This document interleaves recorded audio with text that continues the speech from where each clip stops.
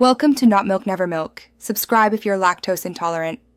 You start by getting the Word file into Google Drive, sign in and upload the docx using drag and drop or new right arrow file upload. Once uploaded, right-click the file and choose Open with right arrow Google Docs to convert it so you can edit online. This conversion preserves most formatting. Make sure to check headings and images after conversion. If you prefer to keep the docx, you can open it directly with Google Drive's Office Compatibility Mode instead.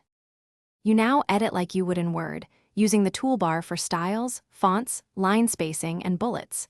Switch to suggesting mode when collaborating so changes show as tracked edits. This preserves a clear audit trail.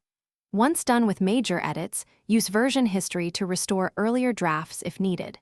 Use insert to add images, tables, headers, and footers, and make sure to reflow text after inserting large objects, so the layout stays consistent with the original Word document.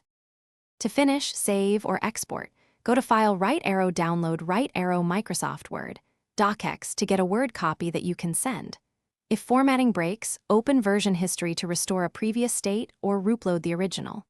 Docx and repeat conversion with fewer edits.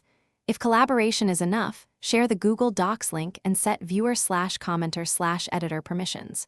One troubleshooting tip: if images move or fonts change, download as PDF to preserve appearance. Thanks for watching. If this was helpful, leave a like and consider subscribing. See you next time.